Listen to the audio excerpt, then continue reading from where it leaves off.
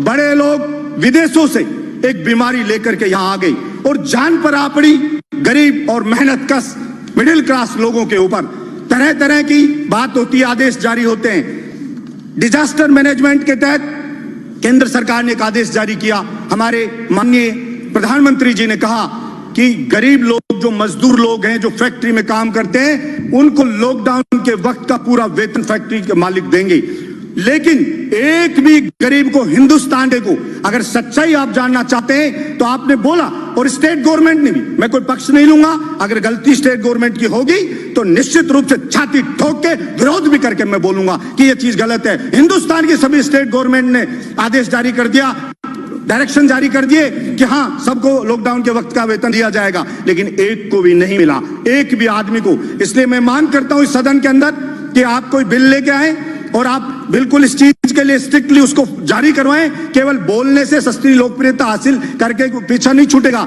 आप उस गरीब को उसका हक दिलाएं, उसको जो उसकी नौकरी छूट गई, निकाला जा रहा है, उसका वेतन नहीं मिल रहा है, उसको दिलाएं। स्कूल लगी नहीं एक दिन भी, मैंने कभी नहीं सुना कि ऐसा हो सकता है एक दिन बच्चा स्कूल में नहीं गया, कोई टीचर ने उसको पढ़ाया नहीं है। गरीब मजदूर है, महंगी महंगी फीस है, उसके घर पे रोज कॉल आ रहे हैं और आप ऑनलाइन क्लास चालू कर दी तो उसको बेइज्जत किया जाता है। उस गरीब मजदूर के बच्चे को, फलाना लड़के आपकी फीस जमा नहीं हुई है, आपके पेरेंट्स को बोलिए फीस जमा कराएं। मैं कहना चाहता हूं इस सदन के अंदर एक भी व्यक्ति ने इस बात पर चर्चा नहीं की अब भाई इस गरीब की स्कूल की फीस कैसे माफ होगी।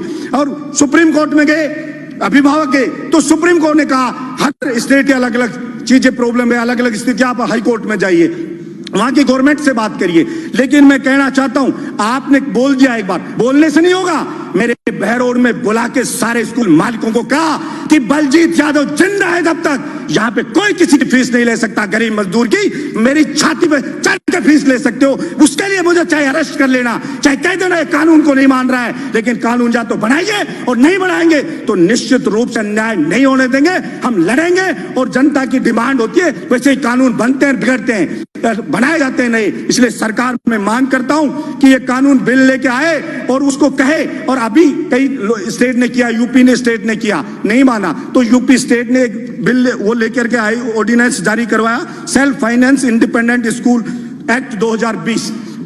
क्योंकि स्कूल मालिक को अगर आप कुछ नहीं कहोगे तो वो रुकेगा नहीं, केवल आपके भाषण से कहने से नहीं रुकेगा। आपको कोई भी ऑर्डिनेंस लेकर के आइए, जारी करिए, कोई एक्ट बनाइए तो आप कह सकते हो। ये कतई भी व्यवहारिक नहीं है कि एक दिन भी कोई स्कूल बच्चा गया नहीं और उससे फीस ली जाएगी। मकान किराया, सभापति महोदय, गरीब का, किसान का बेटा यहाँ कोचिंग करता, तैयारी करता है, वो बेचारा कॉलेज यूनिवर्सिटी में पढ़ता है, किराए पे मकान लेके रहता है। आपने लॉकडाउन कर दिया, वो अपने घर पे अटक गया, उसका सामान पड़ा है यहाँ पे मकान मालिक के पास। मकान मालिक कह रहा है कि मुझे किराया चाहिए लॉकडाउन के वक्त का भी। वो कैसे किराया दे? वो किसान, उस बेचारे के कमाई बंद, फसल उसकी उजड़ गई, मजदूर की फैक्ट्री में नौकरी छूट गई, सब कुछ बर्बाद हो गया उसका। और फिर उससे कह रहा बिजली का बिल आ रहा है, वो बिजली का बिल माफ करना चाहिए उसका। और वो मकान किराया, आप अगर कोई वास्तव में नीडी है, वास्तव में कोई गरीब है, मकान मालिक कि उसके सब कुछ उसी पर चलता है, तो सरकार सर्वे करवाए और केंद्र सरकार और स्टेट गवर्नमेंट मिलकर के वो मकान किराया दे। कोई बहुत ज्यादा किराया नहीं है। आप सैनिटाइजर छिड़का रहे हो, सब बातें करें, सैनिटाइजर छिड़को, कुछ नहीं होना सैनिटाइजर,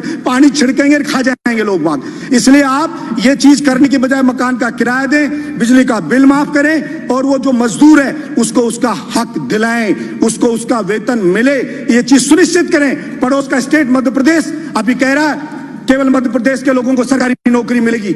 मैंने पहले भी पिछले सदन में इस बात को उठाया था। 21 स्टेट हिंदुस्तान के ऐसे हैं जिसके अंदर राजस्थान के जो अभ्यर्थी उनके सिलेक्शन की जो परसेंटेज देखो 0 है, वहां नहीं लिया जा रहा है। अगर या तो हो कि पूरे हिंदुस्तान में कोई भी स्टेट ये बाउंड नहीं करे कि हमारे स्टेट का आदमी नौकरी लगेगा, और अगर लगेगा तो राजस्थान के जवान के साथ फिर अन्याय बर्दाश्त नहीं किया जाएगा। सरकार जहां भी कानून लेके आए, सारा ठेका राजस्थान के युवा ने नहीं उठा रखा कि सारी की सारी कीमत राजस्थान का युवा उठाएगा। आपके बिजली विभाग में मंत्री जी बैठे, INJN के एग्जाम होते हैं, उसके कहते हैं राजस्थान में नहीं करा सकते, बाहर होते हैं। पहले राजस्थान का जीके आता था 25%, तब सिलेक्शन होते थे बाहर के लोगों के 5%, अभी उसको हटा दिया यहाँ के राजस्थान के जीके को। तो सिलेक्शन अभी कितना रिजल्ट में आया? 61.8% बाहर के लोग यहाँ पर आ गए और यहाँ के राजस्थान के लोग।